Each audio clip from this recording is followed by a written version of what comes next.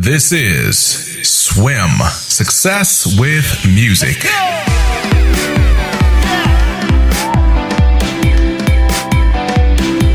Yo, what's up, my music people? This is Walt. I am your music coach, your just went into a contract house seller, hey, they made me a pretty good offer, and yeah, they made it stellar. Yo, let's dive in. Hey again, what's up, guys? This is Walt. This is Success with Music. I am your music coach, and this is a podcast for musicians, music students, singers, producers, songwriters, you name it. We are about that music life. And for those of you that follow us regularly, you may notice that last week we magically disappeared, and that's because I had some severe technical difficulties. So we're back in it today, and we're picking up on our music theory series, and we're going to jump into that here in just a moment.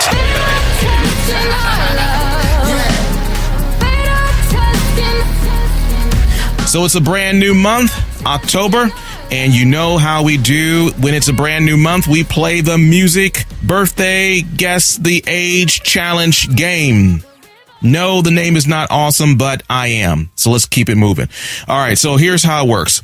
I'm going to give you information about a popular music artist. Your job is to simply guess the age of the music artist. Guess the age that they will be this month when their birthday rolls around here in October. All right, so let's start off with the first one. Catherine Elizabeth Hudson has a net worth of $125 million. She has, I didn't know this one, she has 4 Guinness World Records, okay, and was once married to Russell Brand. You know her as Katy Perry. Katy Perry this month will turn what age?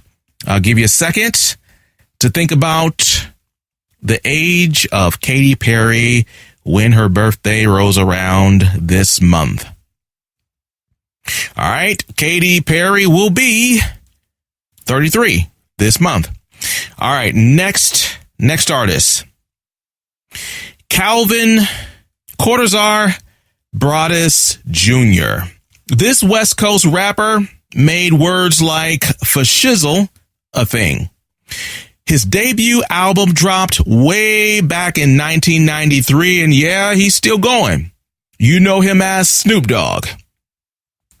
Snoop this month turns what? Magical age. Think about it. Snoop will be 46 this month.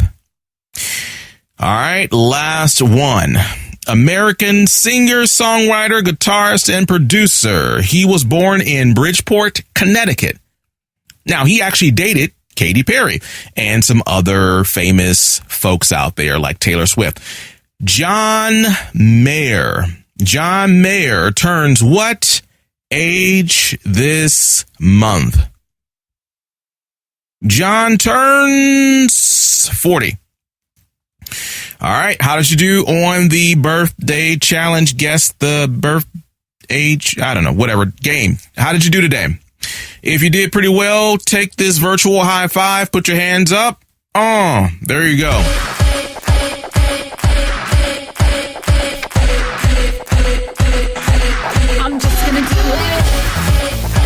All right, so let's go ahead and get somewhat serious here and get into our main topic for today. All right, a couple of weeks ago, we tackled the concept of the major scale formula. And if you recall, the major scale formula is 1 whole step, 2 whole step, 3 half step, 4 whole step, 5 whole step, 6 whole step, 7 half step, 8. We also talked about the fact that we use a total of 12 tones in the Western music system. 12 tones. Also, numbers can be used in place of letter names. When talking about the major scale, we were using numbers 1 through 8. And if you remember, the number 1 and the number 8 note in the major scale, they are actually the same letter. All right. Also, we talked about skipping over a note or moving up 2 tones. That distance is a whole step. Now, the shortest measurement between one tone and the other, meaning they're right next to one another, that distance is called a half step. Half step. H-A-L-F. Step. All right. So that's the review from what we talked about in the last episode. Okay. So now I want to pick up on the last point that I just tackled there, and we're going to take that as a jumping off point for today's topic. So I just mentioned half steps. When working with the major scale, as we discussed before, you recall that a half step is distance, the distance between one note and the next note. It's the shortest distance relative to all of our 12 tones. So if I'm going from one tone to the other, it's the very next tone up or down. Now for today, I would like to focus on the words up and down. Now, for those of you who know what I'm talking about, you may take it for granted that some of us out here may not know what I mean by up or down. I'm not talking about volume. I'm talking about pitch. All right. So when speaking of tones moving up, the pitch is getting higher. When I talk about going down, let's say a half step in this instance, that means the pitch is getting lower. The tones, they're getting lower. So if you think about someone having a high pitched voice, you kind of understand what I mean. The tones are going up. So if I were to play, for instance, this note, then this note, I essentially moved up. More specifically, though, I moved up a half step. Now, if I were to play, let's say, let's choose one here, this note, then this note, that is a move down, and you would be correct in thinking it's a half step down. Now, in previous weeks, I talked about the 7 letters for the musical alphabet, A, B, C, D, E, F, G. I also mentioned that there are tones in between these letters. Those letters I just mentioned, A, B, C, D, E, F, G, they are only 7 of the 12 tones that we use in our musical system. There are notes or tones in between those letters. And I want to address that for today's topic. And more specifically, I want to talk about sharps and flats. And while we're at it, let's throw in the word naturals, natural notes. All right, so let's go right to it. In the music world, we talked about letters, right? So for instance, I mentioned A, B, C, D, E, F, G. Let's take G. All right. So a G, if we were to play it, sounds like this. However, there are 2 other G's I want to bring to your attention today. We have something called G flat, and we also have a G sharp. The common thing among these 3 notes that they have, of course, the letter G, but in terms of tone, they are all different. All right, let me play each for you. G, G flat, G sharp.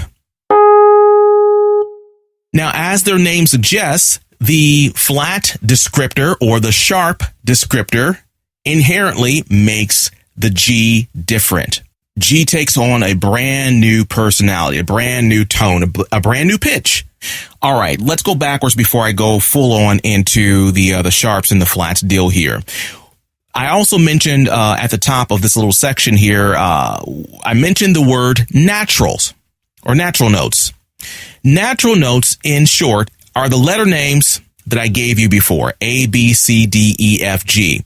If I mention any of those letters to you in context of music, and I do not include the sharp or flat descriptor, that means that note is natural. That has nothing to do with them being non-GMO or organic.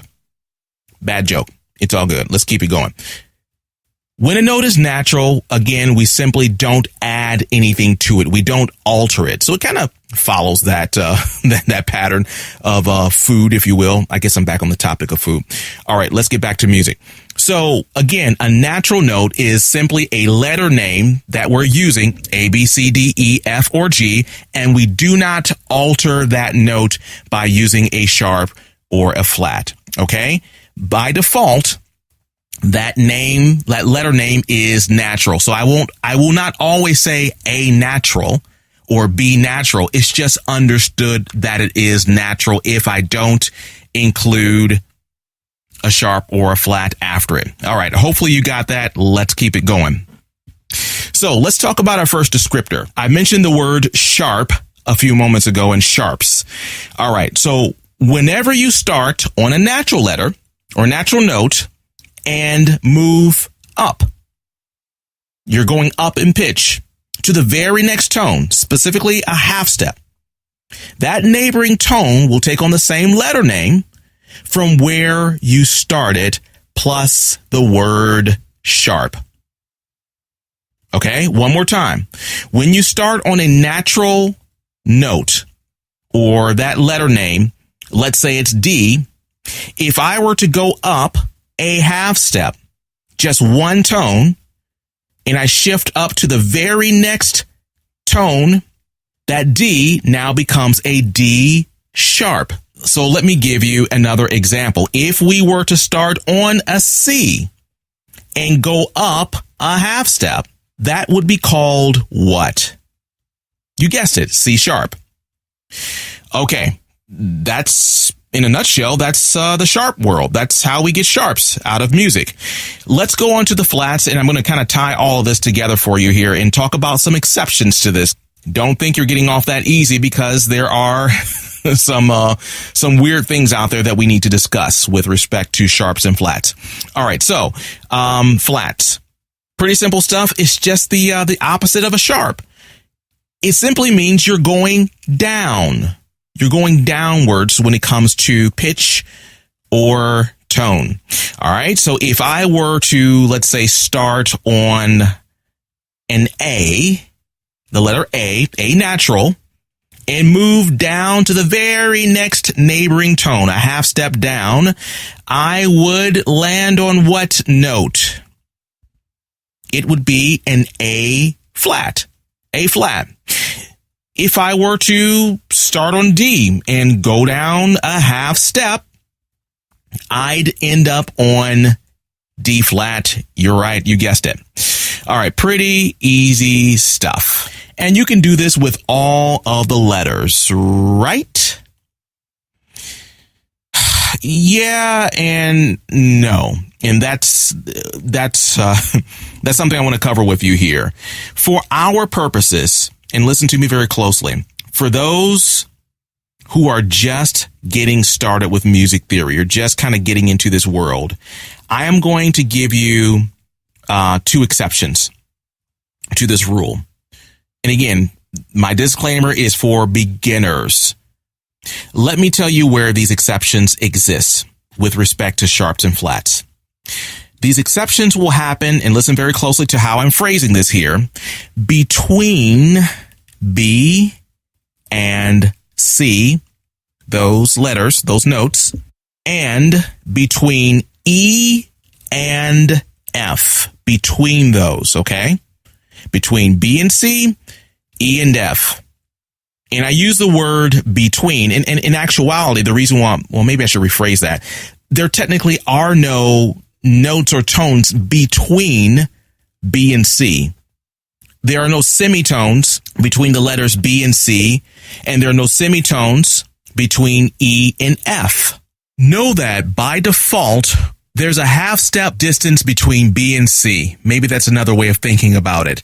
There's a half step difference between E and F. It's just built into the 12-tone system.